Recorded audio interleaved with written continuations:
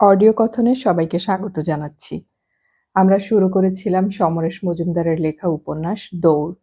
উপন্যাসটি আমি মোট ৬টি পর্বে ভাগ করে পড়ব। প্রথম ৩টি পর্ব আমি আগেই পড়েছি এবং আপলোড করেছি। আজকে আমি পড়তে যাচ্ছি উপন্যাসটির ৪র্থ পর্ব।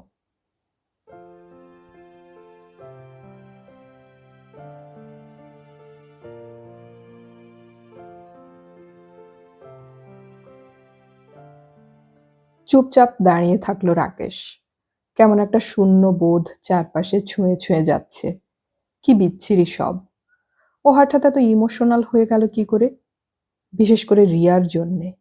এই সন্ধ্যায় দেখা রিয়ার জন্যে। যে রিয়ার হাতের ব্যাগে সারা মাসের ওষুধ আছে, সদ্য কেনা। সেই রিয়ার জন্যে। হাঁটতে লাগলো রাকেশ। পার্ক স্ট্রিট ধরে এলোমেলো। আশেপাশে হাজার হাজার রিকশার ঘন্টা বেজে চলেছে। শব্দ দিয়ে মানুষ ডাকছে ওরা। রিয়ার কাছে কি ও এখন স্ট্রেঞ্জার্স? একদম অপরিচিত? Never stay with strangers. ধক করে উঠল কি একটা মাথার মধ্যে। ঘড়ি দেখল রাকেশ। ৮টা বেজে গেছে। যেন কিছু ভুলে গিয়েছিল আর হঠাৎই তা মনে পড়ে গেছে। এইরকম ভঙ্গিতে ও সঙ্গী রিকশাওয়ালাকে ডাকলো। চলো বলে এক লাফে রিকশায় উঠে বসলো। আহ, কি আরাম। ছুটন্ত রিকশায় বসে পেছনে হেলান দিয়ে দুটো হাতলে হাত রাখলো। শনশন করে হাওয়া এসে লাগছে মুখে। দুপাশের বার রেস্টুরেন্টগুলোর নিয়ন আলো সপাসপ সরে যাচ্ছে। নিজেকে হঠাৎ আজকের সেই জকির মতো মনে হলো ওর, যে বেল্ট ঘোরার পর প্রাণপণে চাবুক মারছিল ঘোড়াটাকে উইনিং পোস্ট দেখার জন্যে। আরো জোরে, আরো জোরে। Sweet kiss, sweet kiss. মুখে বলল রাকেশ, জলদি চলো ভাই। পার্ক স্ট্রিট ধরে বেশ কিছুটা যাবার পর ও রিকশা থামতে বলল। আকাশ ছোঁয়া বাঁদিকের বাড়িটার গায়ে অপ্সরা অ্যাপার্টমেন্টের নেম প্লেট দেখতে পেয়েছিল। রিকশাওয়ালাকে ছেড়ে একটু আড়ষ্ট পায়ে পানের দোকানের সামনে দাঁড়ালো রাকেশ। ঝোড়ো কাকের মতো দেখাচ্ছে এখন। হিপ পকেট থেকে চিরুনি বের করে ঝপাঝপ কয়েকটা কোপ মারল চুলে। এমনিতেই রাকেশের চুল ফাঁপানো এবং কোকড়ার ধাত। টিপটপ আঁচড়ে নিয়ে রুমালে মুখ মুছতেই পুরো ময়লা উঠে এলো। একটু জল পেলে হতো। পায়ের জুতোয় পুরো ধুলো, রেস কোর্সের ধুলো। রুমালে মুছতে কেমন খারাপ লাগলো এখন। একটা শু শাইন বয় পেলে হতো। ওদের কাউকে রাকেশ আশেপাশে দেখতে পেল না। যাক, রাত্রির বেলা জুতোর দিকে আর কে তাকাবে। পকেট থেকে একটা ১০০ টাকার নোট বের করে সিগারেট কিনলো রাকেশ। ডানহিল। এসব সিগারেট কেনা বেচা বেআইনি, কিন্তু পার্ক স্ট্রিটের দোকানগুলোতে লুকিয়ে চুরে পাওয়া যায়। অনেক দিনের শখ ছিল ওর ডানহিলের আস্ত একটা প্যাকেট কেনার। আজ কিনে ফেললো। নিজেকে বেশ দামি দামি লাগছে এখন। প্যাকেটটা দেখলো, মেড ইন হংকং। সাবাস, যেন একটা আলাদা বাতাস এসে লাগলো গায়ে। Hong Kong, Los Angeles, Beirut. সাদা বাড়িটার সামনে এসে দাঁড়াতেই মনে হলো বাড়িটা ঘুমিয়ে আছে। বাইরে থেকে কোনো আলো দেখা যাচ্ছে না। শুধু নিচে দু একটা দারোয়ান গোছের লোক এপাশ ওপাশ ঘুরছে। ডানহিলের প্যাকেটটা খুলে সিগারেট ধরাতে গিয়ে রাকেশের মনে হলো ওর খিদে পেয়েছে। সেই সকাল থেকে কিচ্ছু পেটে পড়েনি, এমনকি চাও না। কিছু খেয়ে নেবে আগে। এখানে কি পাঞ্জাবি দোকান আছে আশেপাশে? হেসে ফেললো রাকেশ। হ্যাঁ, এখন তো ওর পকেটে অনেক টাকা। ইচ্ছে করলেই যে কোনো খাবার খেতে পারে ও। তবু যে কেন তড়কার কথা মনে পড়ে। আসলে অভ্যাসই সব। অভ্যাস বলে নীরার সঙ্গে কথা না বললে বুক ফেটে যায়। অভ্যাস বলে রিয়ার স্মৃতিটা বুকের মধ্যে এমন কামড়াকামড়ি করে, ঝেড়ে ফেলে দিলেই সব চুকে যায়। কিন্তু চাইলেই যদি ঝেড়ে ফেলা যেত, খাবারের কুচির মতো দাঁতের ফাঁকে সুরুত করে ঢুকে যায় কখন। নীরাকে আবার ফোন করা দরকার। বেচারা নিশ্চয়ই অবাক হয়েছে। কানের ভিতর বাজছে এখনো। রাকেশ, তোমার কি হয়েছে? রাকেশ, রাকেশ, কি হয়েছে? সিঁড়ি দিয়ে উঠতে উঠতে রাকেশ মৃদু বাজনা শুনতে পেল। দুটো অ্যাংলো বাচ্চা বিয়ারের বোতল নিয়ে পাশ দিয়ে দৌড়ে গেল। ওপাশে কে যেন প্যাট বোনের গলা নকল করে চেঁচাচ্ছে। বাড়ির ভিতর না এলে বোঝাই যায় না লোক আছে। তেতলায় এসে থামলো ও। এতক্ষণ কেউ ওকে কোনো প্রশ্ন করেনি। প্রশ্ন করার মতো কাউকে দেখেনি অবশ্য। ৩ দিকে ৩টে ফ্ল্যাটের দরজা। ভেতর থেকে বন্ধ। ফ্ল্যাট নাম্বার ৮ কোনটা? বোঝা যাচ্ছে না। কোনো দরজায় কোনো নাম্বার নেই। ইতস্তত করছিল ও, কোন দরজায় টোকা দেবে। এমন সময় একটা দরজা খুলে গেল। রাকেশ দেখলো একটি মেয়ে বেরোচ্ছে। বছর 10-এর। বেরিয়ে রাকেশকে দেখে থমকে দাঁড়ালো। অ্যাংলো মেয়ে, মিষ্টি দেখতে। রাকেশ হাসলো। You stay here? Like to see Gina, which is number 8? Rakesh দেখলো পলকেই মুখটা বেঁকে গেল ওর। অত সুন্দর মুখ যে অমন বিচ্ছিরি ভঙ্গি আনতে পারে ভাবাই যায় না। বুড়ো আঙুল দিয়ে একটা দরজা দেখিয়ে মুখ ফিরিয়ে নিয়ে চলে গেল মেয়েটা। মেয়েটা কি জিনাকে ঘেন্না করে নাকি রাগ? ওইটুকুনি মেয়ের সঙ্গে জিনার কি বা হতে পারে? দরজার পাশেই কলিং বেল। ছোট্ট করে দুবার চাপলো ও। একটু পরেই পায়ের শব্দ, দরজা খুলে গেল। জিনা দাঁড়িয়ে। চমকে গেল রাকেশ। রেসকোর্সের জিনার সঙ্গে এ জিনার তফাৎ এতটা, রাস্তায় দেখলে চিনতেই পারত না ও। টাইট কালো শর্টস, তার 2 ইঞ্চি ওপর থেকে টাইট কালো গেঞ্জি, খোলা ফাঁপানো চুল, আর এক রাশ ইন্টিমেট পারফিউম। আহ! বুকের সব নিঃশ্বাস ছেড়ে বলতে ইচ্ছে করে, আহ! হুম। চকচকে সাজানো দাঁত একটু দেখিয়ে জিনা বলল, কাম ইন প্লিজ, আসুন। আরেকবার অবাক হলো রাকেশ।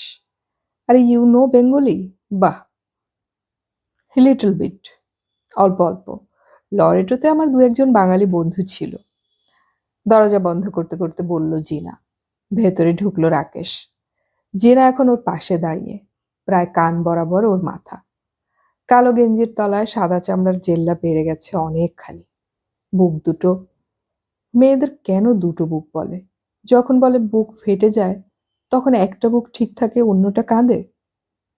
ওর নাভিকে নিজের চোখের আড়ালে রেখেছে। যে কোনো বাঙালি মেয়ে হিংসে করবে। দেখো আমার হিপটা কি বাজে, রিয়া এককালে বলেছিল। ফাজলামি করেছিল রাকেশ। বুক? যা, অসভ্য বদমাস কোথাকার। লজ্জায় গলে যেতে যেতে আর চোখে নিজের তখনকার ছোট বুকের দিকে তাকিয়েছিল রিয়া। বসুন, বাংলায় বলছে জিনা, শব্দগুলোর উপর জোর দিয়ে। শুনতে মজা লাগছিল ওর। ঘরটা বড়, মাঝখানে পর্দার পার্টিশন। এপাশে সোফা সেট, একটা ছোট টুলের উপর রেকর্ড প্লেয়ার, একগাদা ফিল্ম ম্যাগাজিন, আর একটা দেয়াল জোড়া জেসাস ক্রাইস্টের ছবি। পর্দার ওপাশটা দেখতে পেল না রাকেশ। সোফায় বসলো ও। বসে বলল, আহ! খুব টায়ার্ড লাগছে না? জিনা উল্টো দিকে এসে বসলো। না, ঠিক আছে। Are you alone? আর কাউকে দেখছি না? রাকেশ জিজ্ঞাসা করল। চোখের কোণায় হাসল জিনা। অ্যালোন না, তুমি আছো। উঠে দাঁড়ালো জিনা। পেছনে রাখা রেকর্ড প্লেয়ারের উপর একটা রেকর্ড চাপালো। কত জিতলে আজ? পিয়ানো অ্যাকর্ডিয়ানে দ্রুত একটা সুর উঠল। রাকেশ বলল, অল্প কিছু। যা, হতেই পারে না।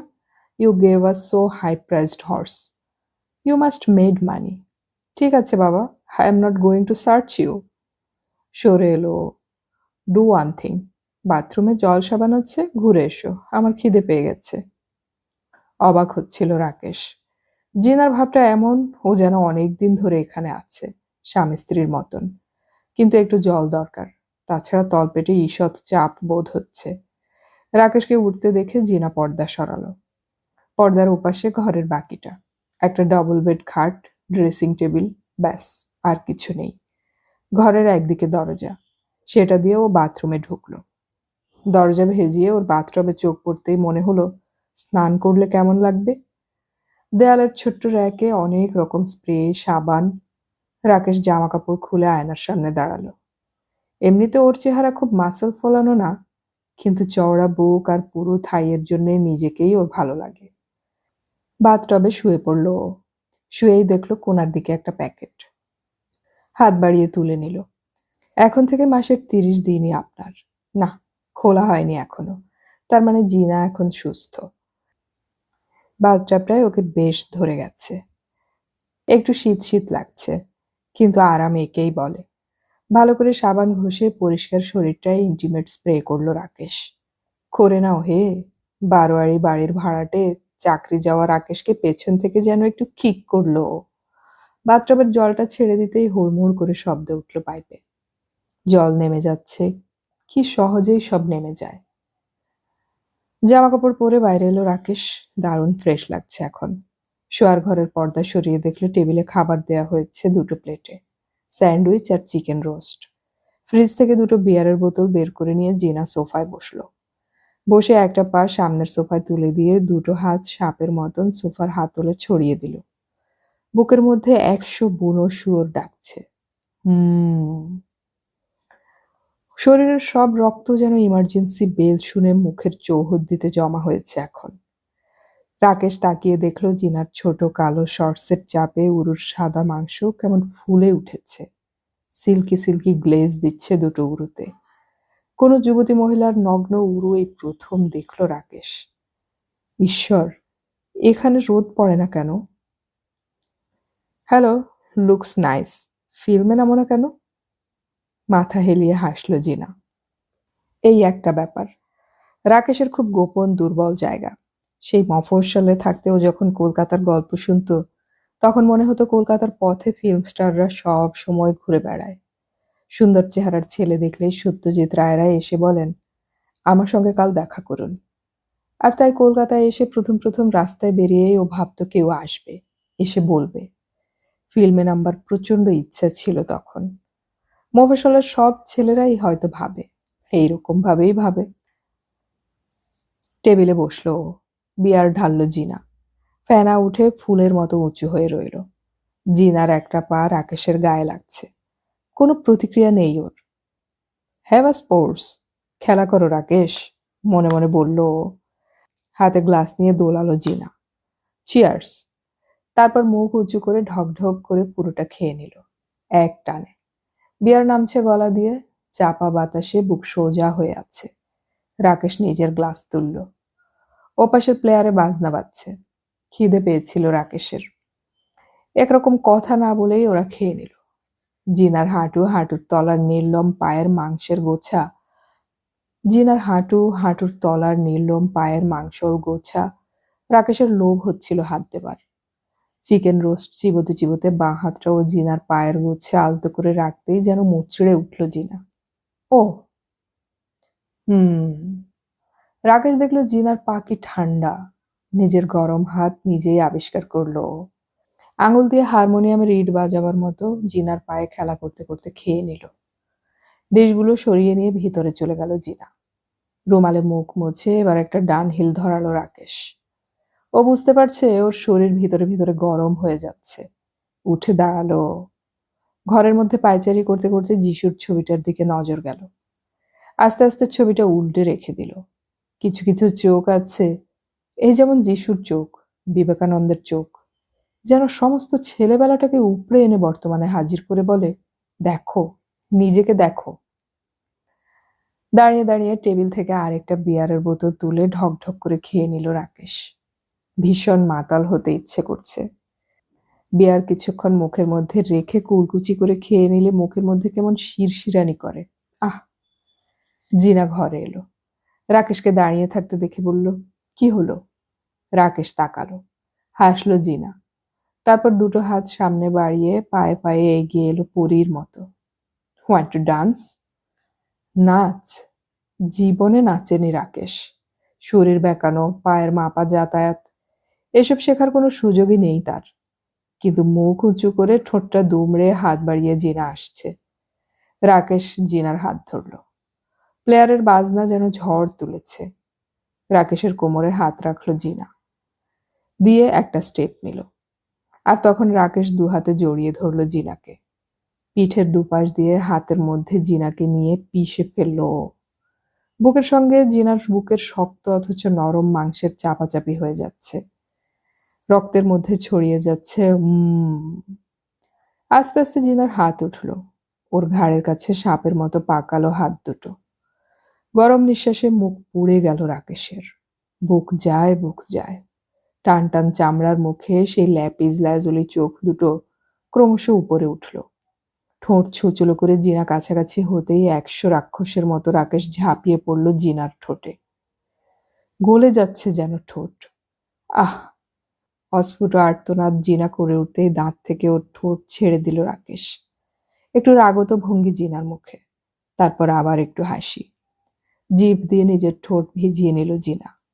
তারপর মুখটা আবার আনলো সামনে। ওকে দুহাতে জড়িয়ে রাকেশ চুপচাপ দাঁড়িয়ে থাকতে থাকতে দেখলো জিনার ঠোঁট ওর ঠোঁটের গায়ে আলতো করে দুবার বুলিয়ে গেল। তারপর সাপের মুখের মতো ছোট্ট জিভ দিয়ে টোকা দিতে লাগলো জিনা রাকেশের ঠোঁটে। কাঁটা উঠল গায়ে। সুখ, সুখ, ঈশ্বর, এর নাম সুখ। জিনা যেন ওকে কুরে কুরে খাচ্ছে। একেই কি চুম্বন বলে? ওয়াইএমসিএতে লুকিয়ে চুরিয়ে রিয়ার ঠোঁটে ঠোঁট রেখেছেও, কিন্তু এই স্বাদ পায়নি তখন। তখন অবশ্য ঠোঁটে ঠোঁট ছোঁয়ালেই বুকের মধ্যে ঝড় উঠত। আর পারল না রাকেশ। চাবুক দিয়ে বাঘ খেলাচ্ছে যেন জিনা। মুখের ভাব অনেকটা এরকম। রাকেশ পাগল হয়ে গেল। প্রায় জোর করে ও জিনাকে নিয়ে পাশের ঘরে এলো। ডাবল বেড খাটটা মচ করে উঠল একবার। জিনাকে শুইয়ে দিয়ে পাশে বসলো রাকেশ। তারপর ডান হাত আলতো করে বুকের উপর রাখলো ও। আহ, কি নরম! পুরো পৃথিবীটা যেন মুঠোর মধ্যে ভরাট হয়ে যাচ্ছে। ওর চোখের দিকে স্থির চোখে তাকিয়ে আছে জিনা। ল্যাপিস ল্যাজুলি চোখ দুটোয় কেমন চঞ্চলতা ছড়িয়ে ছড়িয়ে যাচ্ছে। চোখ সরিয়ে নিয়ে শেষ পর্যন্ত জিনা বলল, নো। হোঁচট খেল রাকেশ। বিস্ময়ে দুটো হাত জিনার দুদিকে রেখে ঝুঁকে বসল ও। হোয়াই? কেন? ঘাড় নাড়ল জিনা। না। কেন? You promised me. উত্তেজনায় মাথা ঝাঁকালো রাকেশ। তুমি আমাকে নিজে থেকে আসতে বলেছিলে, ইউ মাস্ট। হাত দুটো সরিয়ে উঠে বসল জিনা। টেনে গেঞ্জির উঠে যাওয়া অংশটা ঠিক করলো। Let me have a smoke. বিস্ময়ে থ হয়ে গেল রাকেশ। এ কি রে বাবা, এতক্ষণ ধরে খেলে এখন কি লীলা? এটা কি সিগারেটের সময়? মাথা দোলালো জিনা। Don't mind please. তুমি আমাকে একটা টাকা বানাবার ক্লু দিয়েছিলে, তাই আমি তোমাকে অফার করেছিলাম। It's right. এখানে তোমাকে দেখে আমি টেম্পটেড হয়েছিলাম, আই অ্যাডমিট। কিন্তু তারপর তোমার অ্যাপ্রোচ দেখে আমি বুঝে গিয়েছিলাম you are novice. Maybe first time in your life. Am I correct? ঘাড় নাড়ল রাকেশ। সবাই একসময় নোভিস থাকে, তাই না? হাসল জিনা। সিগারেট দাও। বেশ কষ্ট হলো রাকেশের ওখান থেকে উঠতে। পাশের ঘর থেকে ডানহিলের প্যাকেট আর দেশলাই এনে ছুঁড়ে ফেললো বিছানার উপর। নির্বিকার মুখে প্যাকেট থেকে সিগারেট বের করে ধরালো জিনা। রাগ করো না প্লিজ। অবশ্য তোমার রাগ হওয়া স্বাভাবিক। আপন মনে কয়েকবার ধোঁয়া ছাড়ল জিনা। কোমরে হাত দিয়ে দাঁড়িয়েছিল রাকেশ। মুখ বাঁকালো এবার। কোনটা স্বাভাবিক কোনটা নয় সেটা আমাকে শেখাতে এসো না। ইউ প্লেড উইথ মি, এখন বলছো না? But who is going to listen to you? Cigarette নেভাও, নইলে তোমার ওই প্রভোকেটিং গেঞ্জিটা আমি ছিঁড়ে ফেলতে বাধ্য হব।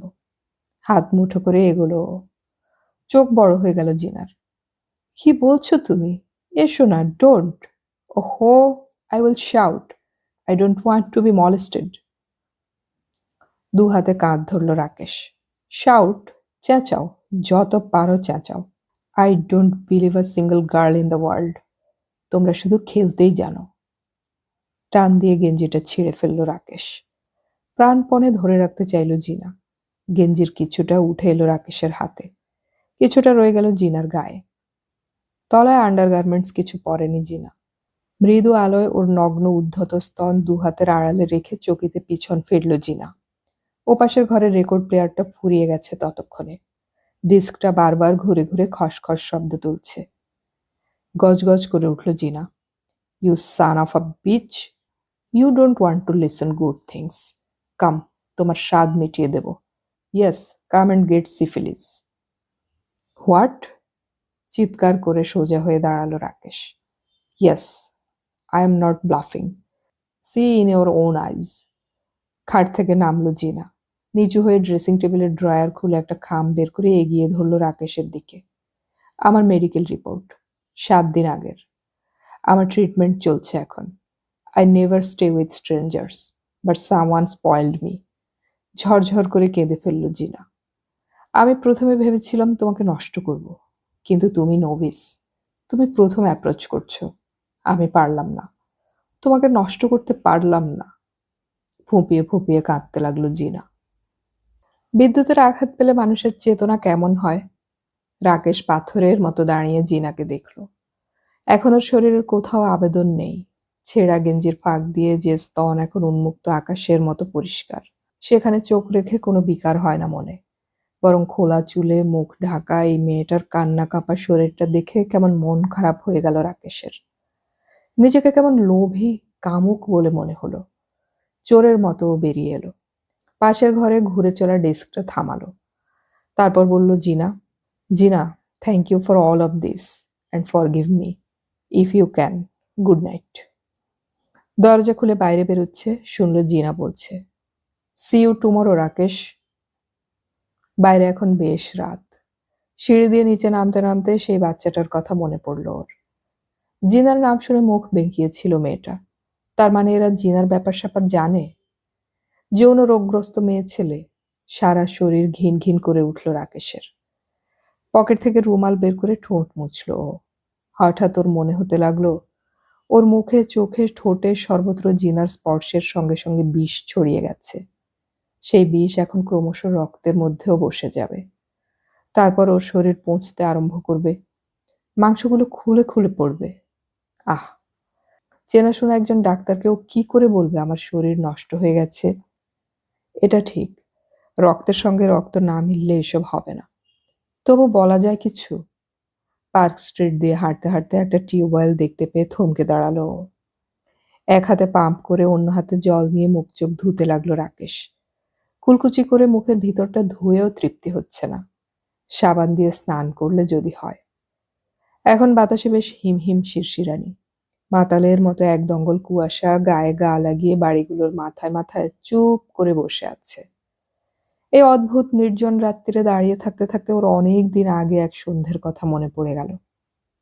কলেজ লাইব্রেরি থেকে বেরিয়ে হাঁটতে হাঁটতে সঙ্গে যেতে যেতে নীরা হঠাৎ বলেছিল, জানো, আমার না কোনো বন্ধু নেই।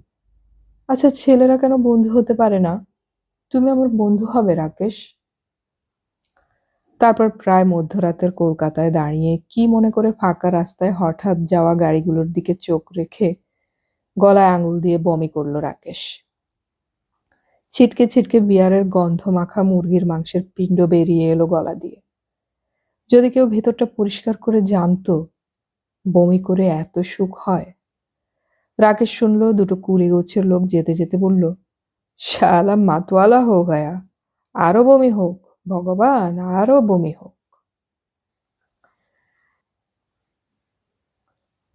ঠিক 15 মিনিট আগে রাকেশ মেট্রো সিনেমার নিচে এসে দাঁড়ালো। সাদা প্যান্ট আর আকাশি নীল স্ট্রাইপ দেওয়া টেরিকটের শার্টটায় ওকে দারুণ দেখাচ্ছিল। এত সকালে ধর্মতলার এদিকে লোকজন কম। মেট্রোর তলাটা বেশ ফাঁকা। স্রেফ বুকের মধ্যে একটা ছটফটে উত্তেজনা নিয়ে ও সকাল সকাল চলে এলো। রায় ওকে যখন সকালে আসতে বলেছে তখন নিশ্চয়ই কোথাও নিয়ে যাবে। কোথায়? কিন্তু শরীরটা বিশ্রী লাগছে এখন অবধি। কাল রাত্রে ঘুম হয়নি ভালো। অত রাত্রে বাড়ি এসে স্নান করেছিল রাকেশ। ঠান্ডা কেয়ার করেনি। এখন গলাটা ধরে গেছে একটু। রাকেশ যখন বাড়ি ফিরেছে তখন সব ভাড়াটেরাই বিছানায় শুয়ে। চোরের মতো পায়ের শব্দ চেপে ঘরে ঢুকেছিল। তারপর গামছা পরে স্নান ঘরে ঢুকে চোখ কান বুজে স্নান করেছে। তবু তৃপ্তি হচ্ছিল না কিছুতেই। ঠোঁটে গালে জিনার স্পর্শ লাগা জায়গাগুলোতে সাবান ঘষেছে পাগলের মতো। এখন মনে হচ্ছিল কেউ যদি মানুষের রক্ত সাবান দিয়ে ধুয়ে দেবার কায়দাটা জানতো। রাকেশ ঘড়ি দেখল, এখনো মিনিট 12 আছে। এক কাপ চা খেলে কেমন হয়? পাশের রেস্টুরেন্টটা ঢুকলেও রায় এলেই দেখতে পাবে।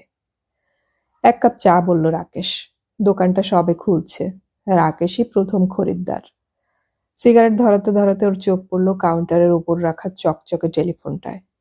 টেলিফোন দেখলেই ওর নীরার কথা মনে পড়ে। নীরার কথা মনে পড়তেই ওর নিজেকে কেমন বিশ্রী মনে হলো আজ। রাকেশ, কথা বলছো না কেন রাকেশ? বয় চা নিয়ে আসছিল।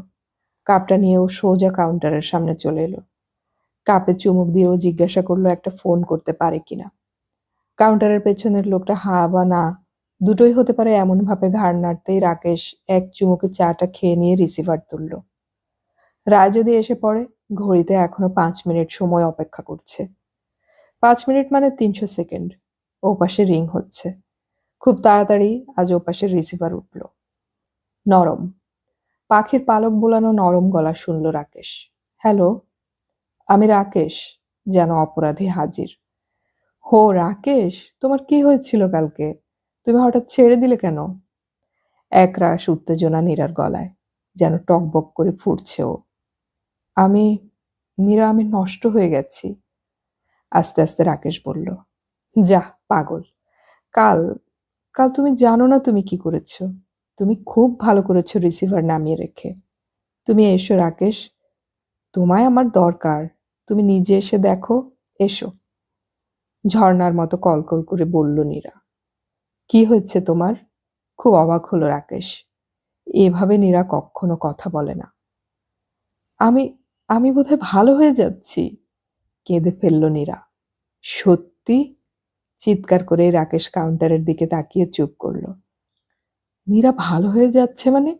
যে বিছানা থেকে উঠতে পারে না কোনো মতে সে ভালো হয়ে যাচ্ছে কি করে? সত্যি সত্যি সত্যি কি করে হলো জানি না। কাল তুমি ফোন ছেড়ে দিতে আমি তোমাকে অনেক ডাকলাম। রাকেশ, রাকেশ, রাকেশ। তুমি সাড়া না দিতে আমার রাগ হয়ে গেল। আমার সমস্ত শরীর কেমন করতে লাগলো। আমার ভয় হতে লাগলো তোমার কিছু হয়েছে। হয়তো তুমি। আমি টেলিফোন হাতে সমস্ত শক্তি দিয়ে তোমাকে ডাকতে গিয়ে দেখি আমি বিছানা ছেড়ে মাটিতে দাঁড়িয়ে আছি। আর তা দেখতে পেয়ে আমার কেমন হয়ে গেল। আমি এক পা হাঁটলাম। জানো রাকেশ, এক পা হাঁটলাম আমি। কতদিন পর। উফ। মা ছুটে এলেন। নিজের চোখকে যেন বিশ্বাস করতে পারছিলেন না। মা আমাকে এসে ধরলেন। আমি ২ পা হেঁটে ফেললাম।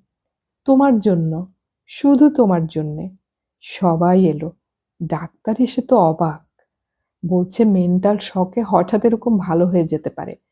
কিন্তু তোমার জন্য আমার খুব মন খারাপ লাগছিল। এই, মা তোমাকে আসতে বলেছে। কাশতে কাশতে চুপ করল নীরা। এক নাগাড়ে কথা বলায় নিঃশ্বাসের শব্দ শুনতে পাচ্ছিল রাকেশ। তুমি হাঁটতে পারছো? ঘোরের মধ্যে দাঁড়িয়ে রাকেশ বলল। আজ সকালে আমি এখনো হাঁটিনি। ডাক্তার বলেছে বেশি না হাঁটতে। তুমি এলে হাঁটবো। তোমাকে ধরে ধরে নিচে নামবো আমি। কতদিন কোথাও যাইনি বলো তো। তুমি আমাকে নিয়ে যাবে তো? বাচ্চা মেয়ের খুশি নীরার গলায়। হ্যাঁ, যাব। তোমাকে সব জায়গায় নিয়ে যাব নীরা। আমি ভীষণ বোকা। তোমাকে তোমাকে যে আমার অনেক কিছু বলার আছে। রাকেশ থামল। কি বলবে? তোমার সেই সব দুষ্টুমি তো? বলতে হবে না। তুমি এসো। আবদার থরে থরে সাজানো নীরার গলায়। না নীরা, তোমার কাছে আমাকে বলতেই হবে। আমি কাল রাত্রে বমি করেছি। সাবান দিয়ে স্নান করেছি। কিন্তু তবু স্বস্তি পাচ্ছি না। তোমাকে না বললে সারা জীবন। রাকেশ দেখতে পেল মেট্রোর সামনে রায়ের গাড়িটা এসে দাঁড়ালো। পেছনের সিটে বসা রায়ের উৎসুক মুখ দেখতে পেল ও। কি হবে এখন? ফোন যে ছেড়ে দিতেই হয়। তাড়াতাড়ি করল রাকেশ। নীরা, লক্ষ্মীটি, আমাকে ফোন ছেড়ে দিতে হচ্ছে এখনই। এক ভদ্রলোক দাঁড়িয়ে আছেন। আমি সন্ধেবেলা যাব তোমার কাছে। কি হলো তোমার? হ্যালো? কথা বলতে বলতে ওরকম করলে কেন? বিস্ময় নীরার গলায়। আমি বলছি তো সন্ধেবেলা যাব। রায় মুখ বের করলেন জানালা দিয়ে। রাকেশ পরিষ্কার দেখতে পেল। ছাড়ছি। না, এখন এসো। এখনই, এখনই। তোমার হাত ধরে আমি হাঁটবো আজকে। প্লিজ নীরা, অবুঝ হয়ো না। আমার চাকরির ব্যাপারে যাচ্ছি। আমি যাব তোমার কাছে। তোমাকে নিয়ে হাঁটবো আমি। প্লিজ রাখছি, কেমন? চট করে রিসিভার নামিয়ে রাখতে রাখতে নীরার গলায় চিৎকার শুনল। রাকেশ! রাকেশ! হ্যালো রাকেশ! দাম মিটিয়ে প্রায় দৌড়ে বেরিয়ে এলো ও।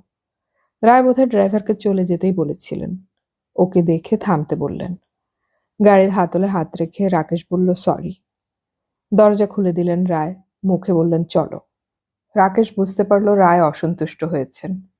ওদিকে নীরা নিশ্চয়ই রেগে যাবে। পরপর ২ দিন এরকম হলে সবাই রেগে যাবে।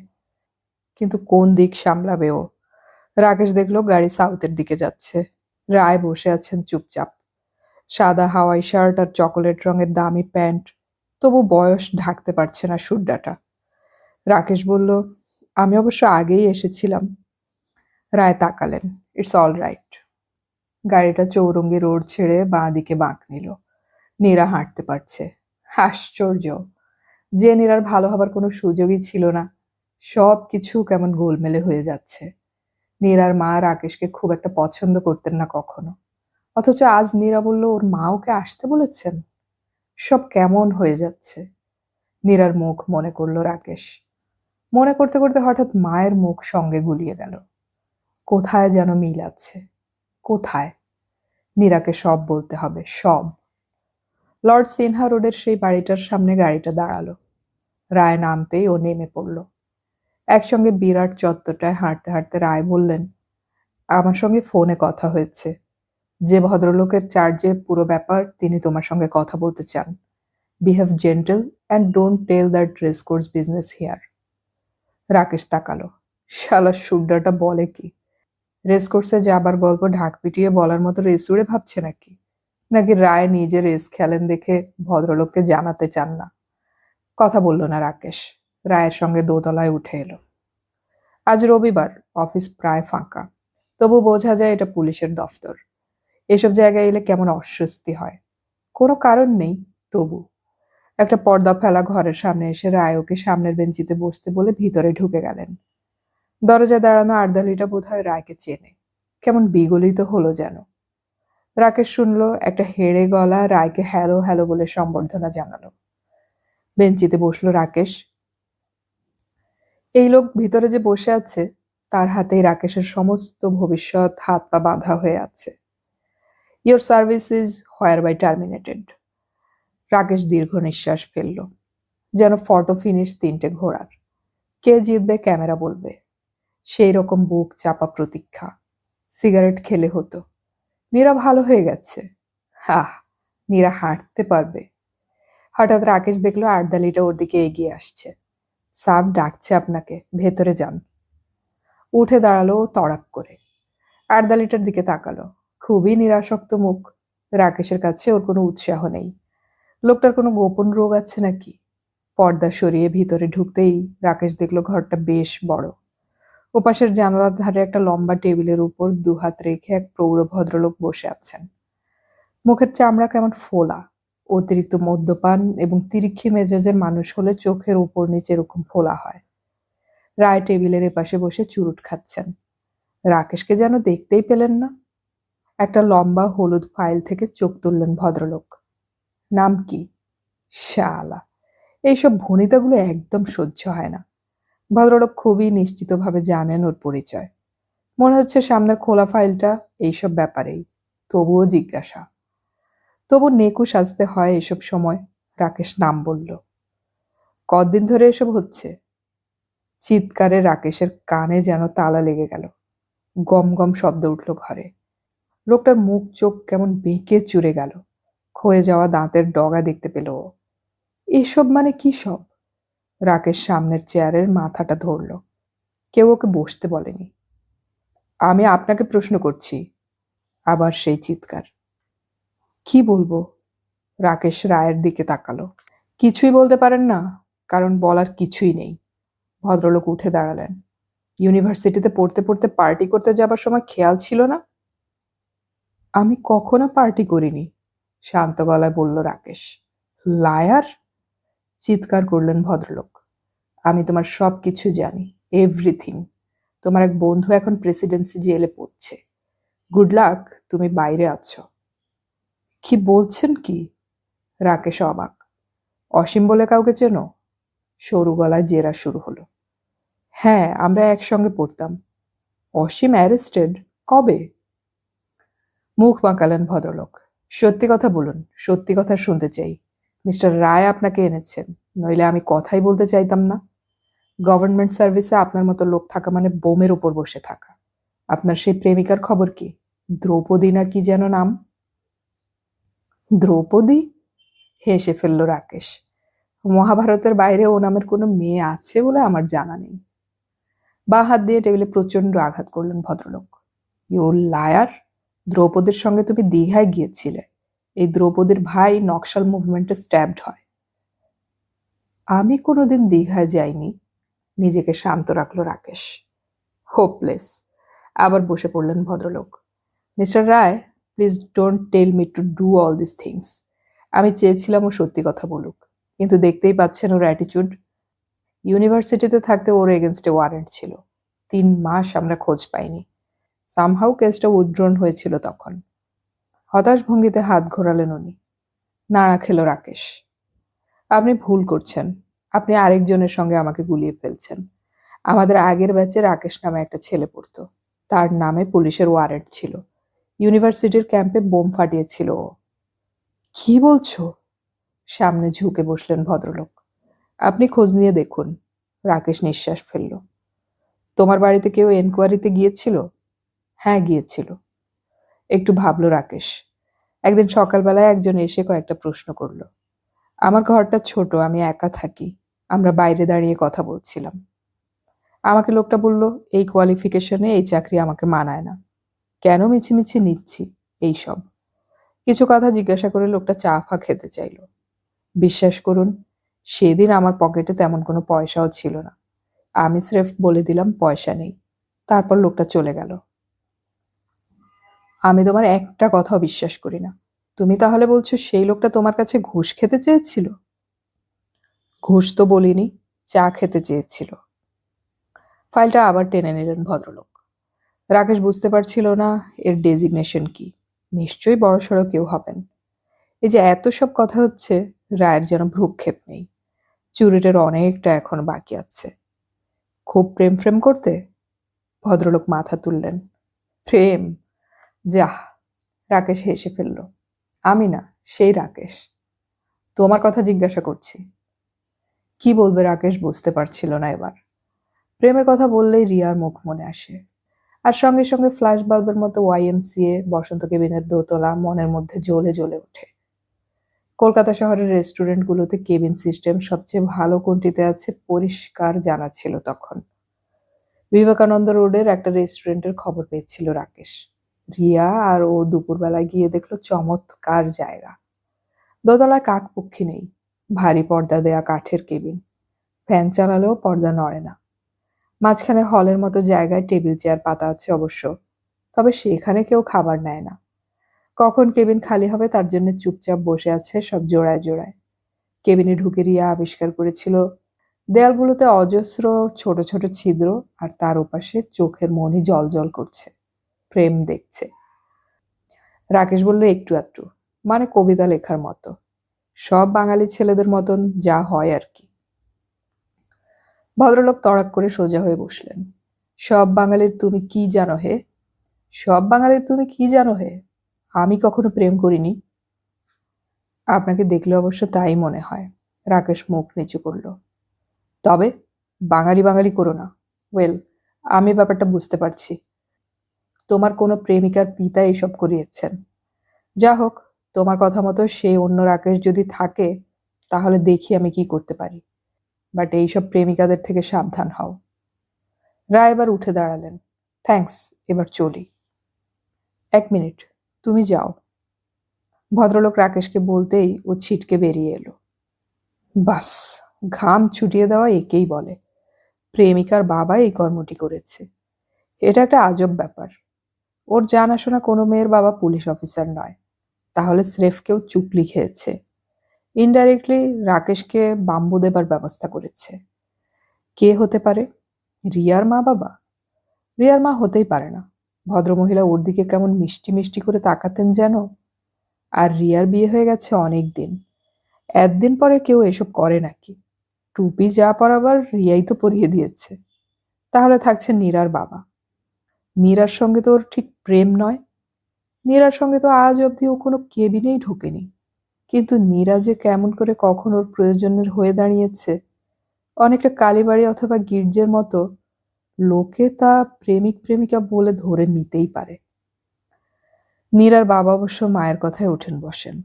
মেয়েকেও যেন বেশি কিছু বলতে পারতেন না। অবশ্যই ওপর মহলে অনেক জানাশোনা আছে লোকটার। কোটটাই পরে অফিসের গাড়ি করে যান প্রতিদিন। তাহলে ওই সুড্ডাই। মেজাজ গরম হয়ে গেল রাকেশের। নীরার মতো মেয়ে কি করে এই বাবার ক্রিয়েশন হয় ভাবাই যায় না। পেডিগ্রি দেখে কে বিচার করবে এখানে? রায় এলেন। একটা হাত রাকেশের কাঁধে রেখে হাঁটতে লাগলেন করিডোর দিয়ে। এইসব স্নেহ স্নেহ একদম সহ্য হয় না রাকেশের। সুরটা যেন গান্ধীজির মতো মুখ করে হাঁটছে এমন ভাব। হাতটা সরিয়ে দিতে ইচ্ছে করছে, অথচ উপায় নেই। আর চোখে দেখল রাকেশ শিরা বের হওয়া শুকনো হাত। এই হাত রিয়াকে আদর করে ভাবতেই গা গুলিয়ে গেল যেন ওর। সিঁড়ির মুখে এসে রায় দাঁড়ালেন। দাও। কি? রাকেশ জিজ্ঞাসা করলো। রেস বুক, আমি একটু সাউথে যাব। হাত বাড়ালেন রায়। যাহ। এতক্ষণে মনে পড়ল রায় গতকাল রেস বুক দিয়েছিলেন, বলেছিলেন ঘোড়ার নাম্বারের ওপর ওর পছন্দের মতো গোল দাগ দিয়ে দিতে। অথচ একদম মনে ছিল না কথাটা। রায়ের মুখের দিকে তাকিয়ে রাকেশ মাথা নাড়ল। এখনো আমি ঠিক ধরতে পারছি না। আপনি তো মাঠে আসছেন, তখন দেব। ধরতে পারছো না? সে কি? বিস্ময় মাখানো গলা রায়ের। সুহাস বললেন, তোমার নাকি দারুণ ইনটুইশন। অবশ্য গতকাল তুমি আমায় যে ঘোড়াটা খেলতে বললে সেটা আগে থেকেই আমার ঠিক করা ছিল। তুমি না বললেও আমি খেলতাম। ঠিক আছে, মাঠেই দেখা করবো না হয়। আর হ্যাঁ, ওই মেয়েটিকে বন্দোবস্ত করবে আজ। তোমার কেসটা দেখলাম আমি। কালই তোমার রিপোর্ট উইথড্র হয়ে যাবে। কথা বলতে বলতে রায় নিচে নেমে এসেছিলেন। এবার একটা হাত নেড়ে গাড়ির দিকে এগোলেন। রাকেশ চুপচাপ দাঁড়িয়ে রায়ের চলে যাওয়া দেখল। আজ রায়কে একটা উইনার হর্স দিতে হবে, আর 2 নম্বর ব্যাপার হলো জিনাকে রাজি করাতে হবে রায়ের সঙ্গে শুতে। একই সঙ্গে রেসুড়ে আর দালাল দুটো ভূমিকায় নামতে হবে ওকে, স্রেফ একটা চাকরির জন্যে। মায়ের শেষ চিঠিটার শেষ লাইন ছিল, ভালো থেকো, ইতি আশীর্বাদিকা মা। নীরা মন্ত্রের মতো বলে যায়, ভালো থেকো ভালো থেকো। অথচ এই পৃথিবীটায় কিছুতেই ভালো থাকা যায় না, কিছুতেই না। ছুটে যাও ছুটে যাও, একটু থেমেছ কি পেছনের ঘোড়া তোমাকে ওভারটেক করে যাবে। শালা দুনিয়াটাই একটা আস্তাবল। পাশাপাশি ক্লাস 1 আর বি ক্লাসের ঘোড়া চোয়াল নেড়ে ঘাস খায়, কিন্তু গতকালের ঘটনাগুলো আর আজকের এইসব ব্যাপার কেমন যেন দলা পাকিয়ে যাচ্ছে। একটার পর একটা ঘটনা, ভাবার সময়ই দিচ্ছে না কিছুতেই। ন্যায় আর অন্যায়ের মাঝখানে সুতোটা এত সরু আর পলকা, টপকে গেলে তবে বোঝা যায় সেটা ছিল। এসব ব্যাপার ক্রমশ বুকের মধ্যে ভার হয়ে বসছে। অথচ এতদিনের অভ্যেস, কিছু হলেই নীরাকে বলা, বলে হালকা হয়ে যাওয়া, কেমন যেন ওলট পালট হয়ে গেল। যেন একটা মানুষকে খুন করে এসে নীরার কাছে খুলে বলা যায়, আর বলে স্নান করে চুল আঁচড়ানোর মতো দিব্যি মনটা ফুরফুরে হয়ে যায়। কাল রাত থেকে 2বার টেলিফোন করেছে ও, 2বারই ছেড়ে দিতে হয়েছে কিছু না বলে। রাকেশ, তুমি কিছু বলছো না কেন? কথা বলছো না কেন? চৌরঙ্গীর মোড়ে একটা পাবলিক বুথ থেকে ডায়াল করলো রাকেশ। এখন 11:30। এই সময় নীরার খাওয়া হয়ে গিয়েছে নিশ্চয়ই। কাল রাতে হেঁটেছে ও, অবশ্য কয়েক পা, যা ডাক্তাররা আশাই করেনি। এখন কি ও একটু ইমপ্রুভ করেছে? এঙ্গেজ টোন পেল রাকেশ। শেষ নম্বরটা নিজের জায়গায় ফিরে যেতে যেতে কট করে লাইন কেটে গেল। বিরক্তির এক শেষ। 199-এ ফোন করলো। কপাল ভালো, সঙ্গে সঙ্গে মহিলা কণ্ঠ শুনতে পেল রাকেশ। আচ্ছা, এরা রিসিভার তুলেই কি যেন আওড়ায়, আজ অব্দি বুঝতে পারল না ও। নাম্বার বলতেই কিছুক্ষণ চুপচাপ, তারপর রিং হতে শুনল। বেজে যাচ্ছে একটানা, ধরছে না কেউ। নীরা কি ঘুমিয়ে পড়ল? কিছুক্ষণ পরে একটা অচেনা গলা শুনল রাকেশ, বাচ্চা ছেলের গলা। হ্যালো, বাড়িতে কেউ নেই। খুব চেঁচিয়ে কথা বলছে। বোঝা যায় রিসিভার ধরার অভ্যেস নেই এখনো। রং নাম্বার নয় তো? রাকেশ ওদের নাম্বার জিজ্ঞাসা করল। কি বলছেন? কে বলছেন? আমি এদের বাড়িতে কাজ করি। হ্যালো, বাবু নেই, মাও নেই। কোথায় গেছেন? হাসপাতালে। দিদিমণির মাথা ফেটে গেছে, খুব রক্ত পড়ছে। পিজি হাসপাতালে বলল মা। হ্যালো। রিসিভারটা আস্তে আস্তে নামিয়ে রাখলো রাকেশ। মাথার মধ্যে কেমন ঝিমঝিম করছে। এক দৌড়ে রাস্তায় গেল ও। পিজির সামনে যখন ট্যাক্সি থেকে নামলো রাকেশ, তখন ভিজিটার্সরা একে একে বেরিয়ে আসছে। নীরাকে এখানে আনা হয়েছে হয়তো ঠিক। নীরাকে এখানে আনা হয়েছে তো ঠিক। দৌড়ে ও এনকোয়ারির সামনে এলো। আর তখনই নজরে পড়ল নীরার বাবা কোনার দিকে একটা চেয়ারে গালে হাত দিয়ে বসে আছেন। মুখ কালো হয়ে গেছে ভদ্রলোকের। নীরার মাকে দেখতে পেল না ও। পায়ে পায়ে এগিয়ে গেল রাকেশ। ওর কথা বলতে খুব ভয় করছিল। নীরার কি হয়েছে? নীরা ভালো আছে তো? ভদ্রলোক এরকম মুখ করে বসে আছেন কেন? সামনে কেউ এসে দাঁড়ালো। অনুভূতিতে বোঝা যায় ভদ্রলোক মুখ তুলে রাকেশকে দেখলেন। বয়স হয়ে গেলে মানুষের চোখ কেমন পানসে হয়ে যায়। খানিকক্ষণ তাকিয়ে থেকে উনি বুঝতে পারলেন সামনে কে দাঁড়িয়ে। মাথাটা দোলালেন একটু। চোখে মুখে কোনো অতিরিক্ত ছায়া কাঁপল না। হাত দিয়ে পাশের চেয়ারটা দেখিয়ে দিলেন। শব্দ না করে বসলো রাকেশ। একটা কিছু হয়ে গেছে, একটা বড় কিছু, নইলে ভদ্রলোক কথা বলছেন না কেন? রাকেশ দেখলো ওপাশের এনকোয়ারিতে বেশ ভিড় জমে গেছে। কি হয়েছে? চাপা গলায় রাকেশ কথা বলল। বুকের মধ্যে সুতোটা টান টান। মাথা নাড়লেন ভদ্রলোক। তারপর রাকেশের দিকে তাকালেন। আজ সকালে একটা ফোন এসেছিল, মেয়েরও কথা বলেছিল। তারপর আমরা চিৎকার শুনতে পাই। চাপা গলায় বললেন ভদ্রলোক। গিয়ে দেখি মাটিতে পড়ে আছে, মাথার অনেকটা কেটে গেছে, এখনো সেন্স আসেনি। ডাক্তার বলছে ব্যালেন্স হারিয়ে পড়ে গেছে ও, ঘাড়েও চোট লেগেছে খুব, মাথার মধ্যেও নাকি হেমারেজ হচ্ছে। কি যে হলো! হ্যাপি বার্থডে ফু দিয়ে সবকটা মোমবাতি নিভিয়ে দিয়ে কেউ একগাল হাসলো যেন। বুকের মধ্যে পোড়া ধোয়া পাক খেয়ে গেল। অনেক কষ্টে রাকেশ বলল, কাল নাকি ও হাঁটতে পেরেছিল। ভদ্রলোক মাথা নাড়ল। মিরাকল ওটা। কালকে তুমি ফোন করেছিলে ওকে, বোধহয় উত্তেজনার ঘোরে বিছানা থেকে নেমে দাঁড়িয়েছিল। আমাদের ডাক্তার বুঝতেই পারলেন না সেটা কি করে সম্ভব। ওই পা দুটো শরীরের ভার কি করে রাখলো? ওর মা চিৎকার শুনে ঘরে গিয়ে দেখলো ও হাসছে। ডাক্তার বললেন এটা মোমেন্টারি ব্যাপার, আবার ওকে শুইয়ে দেয়া হয়েছিল। আজ সকালে মনে হয় শি ট্রাইড অ্যাগেন। আর তারপর? ভাঙা গলায় বললেন ভদ্রলোক। ওর মা চাইতো না টেলিফোন ওর ঘরে থাকুক, আমিই জোর করে রেখেছিলাম। একা পড়ে থাকে, বাইরের সঙ্গে শুয়ে শুয়ে যোগাযোগ রাখবে। এখন ওর মা আমাকেই দোষ দিচ্ছে। আমি একবার দেখব ওকে? অনেকক্ষণ পর রাকেশ বলল। ভিজিটিং আওয়ার্স চলে গিয়েছে, এখন কি দেখতে দেবে ওরা? আমি দেখি চেষ্টা করে।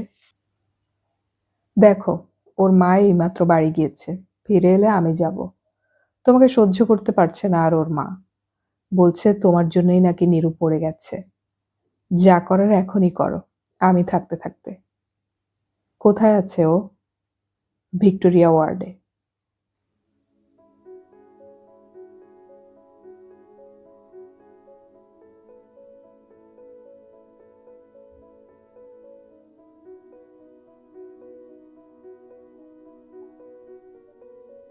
এতক্ষণ আমি পড়ে শোনালাম সমরেশ মজুমদারের লেখা উপন্যাস দৌড়ের ৪র্থ পর্ব।